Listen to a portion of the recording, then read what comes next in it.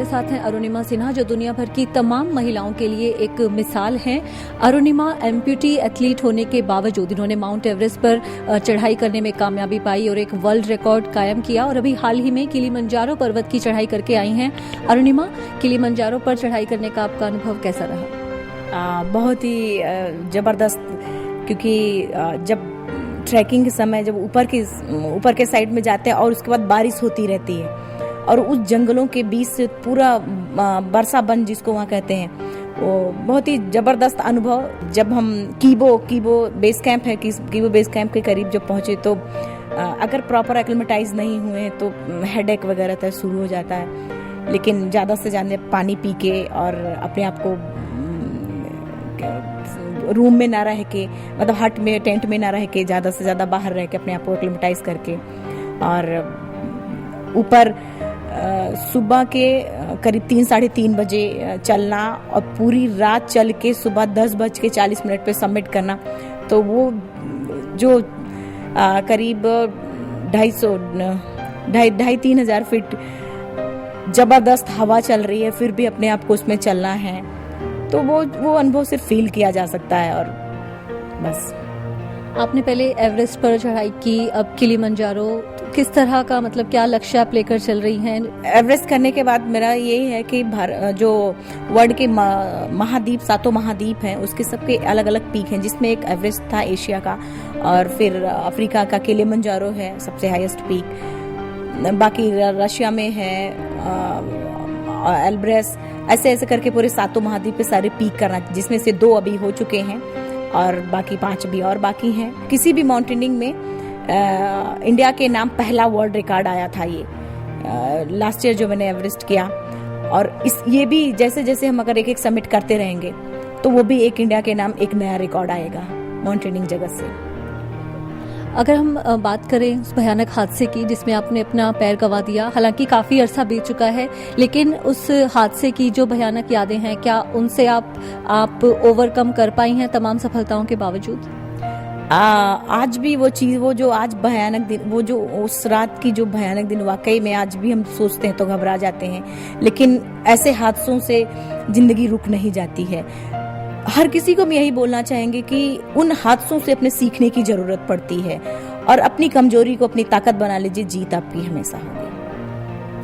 उस हादसे में जब आपने ट्रेन से आपको फेंक दिया गया था, आपने एक पैर आपको गंवाना पड़ा, उसके बाद क्लाइंबिंग के बारे में आपने कैसे सोचा, किससे आपको प्रेरणा मिली? सबसे बड़ी चीज थी कि वाकई में बेड पे हम पड़े थे तो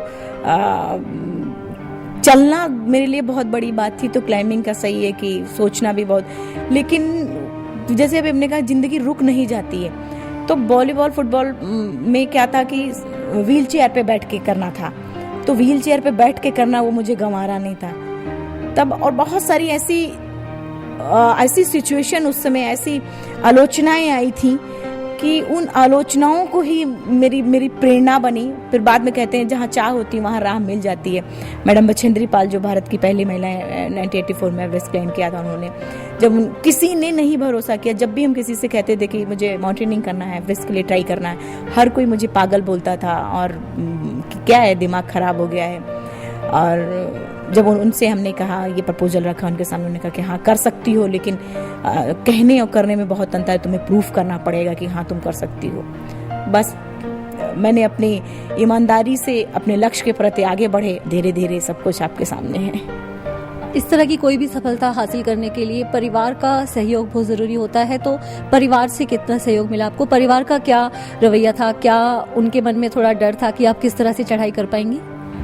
बिल्कुल, स्टार्टिंग दौर में माँ का, एक्चुअली शायद कोई भी माँ होती तो वो यही बोलेगी कि क्यों इतना पैर नहीं है, उसके बाद फिर एवरेस्ट जाने, माउंटेनिंग जैसे करने का, तो थोड़ा सा उनको स्टार्टिंग दौर में लगा था। लेकिन बाद में पूरी तरीके से हमारा परिवार की अगर बात करें तो मेरा बैकबोन है कि एक एक पल, जब यहाँ तक कि जब माउंटेनिंग रास्ते में करते थे, ट्रैकिंग करते थे, तो राइट लेग में मेरे स्वेलिंग आ जाता था और आर्टिफिशियल लेग चारों तरफ से कट जाता था, तो ब्लड निकलता था।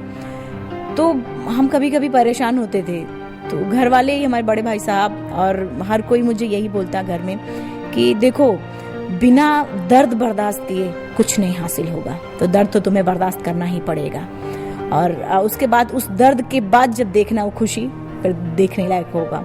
तो मेरा परिवार मेरा बैकबोन है, उसके बिना तो कुछ भी संभव नहीं है। लेकिन आपको लगता है कि हादसे के बाद जो ये आपने क्लाइंबिंग का रूट लिया, इससे जो आपको शोहरत मिली, इससे जो आपको कामयाबी मिली, वो शायद आपको वॉलीबॉल या फुटबॉल में नहीं मिल पाती? ऐसा नहीं है, क्योंकि जिद मेरा तब भी था उसको करने में, इंटरनेशनल खेलने का तब भी था। लेकिन कहते हैं जो वो पहले किताबी बातें लगती थी कि जो लिखा हुआ है कि जो होता है अच्छे के लिए होता है, तो तब समझ में नहीं आता था। लेकिन अब धीरे धीरे ये चीज़ें समझ में आती है कि वाकई में ऊपर वाले का ये प्लान था कि मैं पूरी तरीके से नॉर्मल थी।